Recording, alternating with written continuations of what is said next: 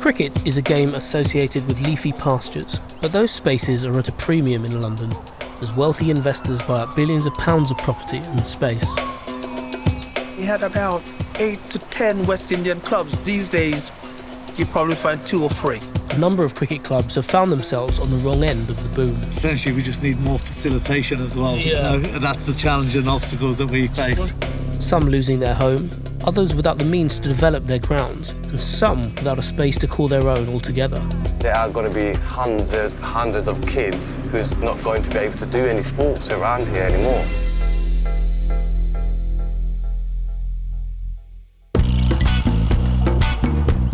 So arriving now at Paragon Cricket Club. They're a Caribbean cricket club that are originally founded in Greenford, West London.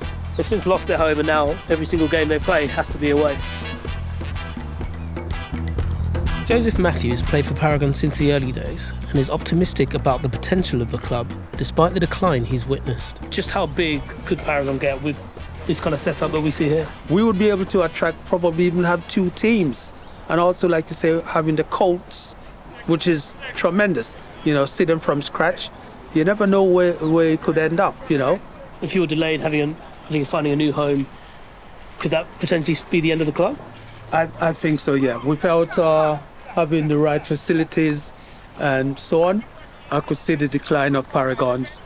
Might be able to play 1 or 2 matches a season, but not competitive like this. Yeah. Growing up in the 70s in London, in West London, we had about 8 to 10 West Indian clubs. These days, you probably find 2 or 3. Playing here at Bromley Cricket Club, what would it be to have someone like this? I mean, you can see the nets, see the pavilion as well, great outfield. To have something like this would be amazing, it would be fantastic. They have a place where they can come, socialise, number one, make new friends. And also, because cricket is a discipline game as well, and we strive a lot on discipline in our club. So we want to pass it on. Sporting, education, and social. I think everyone there has kids. So the next generation is actually there, kind of waiting. Just waiting to be ushered into that. But we need, as I would reassert, we need somewhere where we can put that foundation in. The reason why I'm playing is because somebody saw something in me and invested their time in me, and we would want to do the same for the younger people that's coming up as well. It's been great watching Paragon Cricket Club here today, but without a ground, a club will always struggle to maintain its existence as there is no place for the next generation to come through.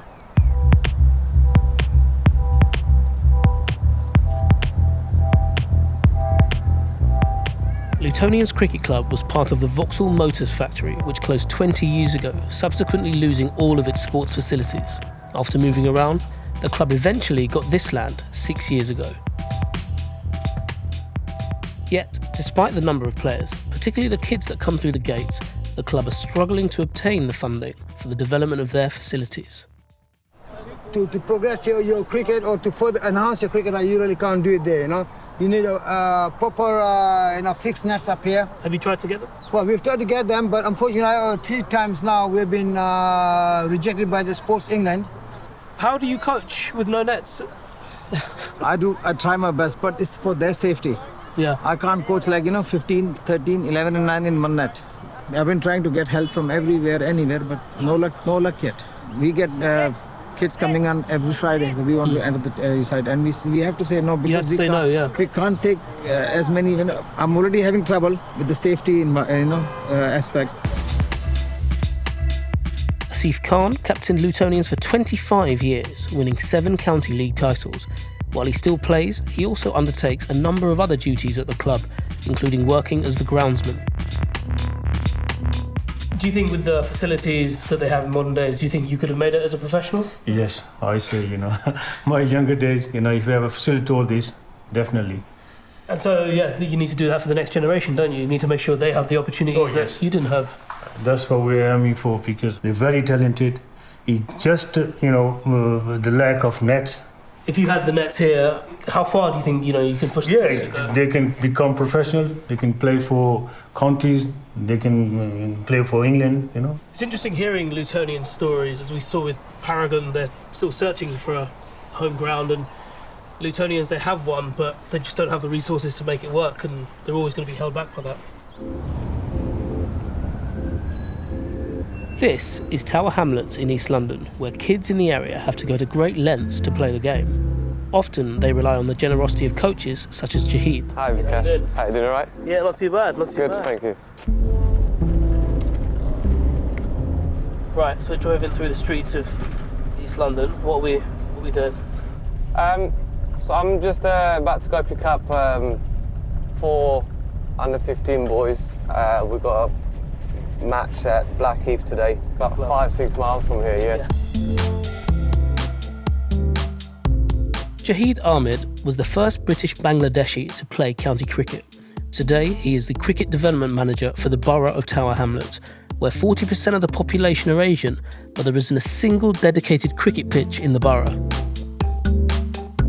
So where do you expect these kids to go? Just hanging out in the street? Is that what they want them to do? Who knows? As you may be aware, in London, the crime rate is really high, obviously, and I'm sure you guys obviously heard about knife crime and everything. That's all they talk about.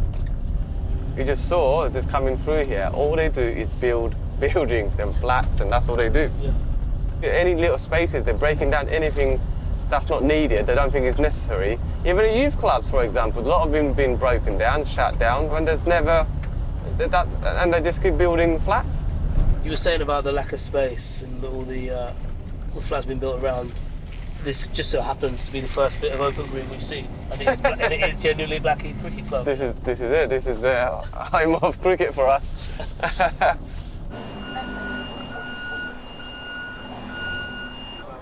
Right, let's go then.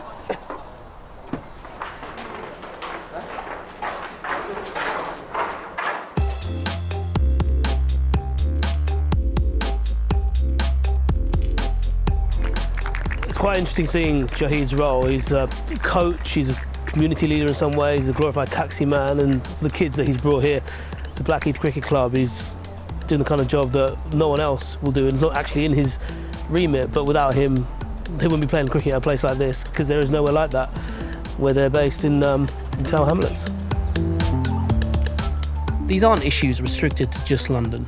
Inner city cricket across the country fights these battles, and there is little indication to suggest that that battle is being won.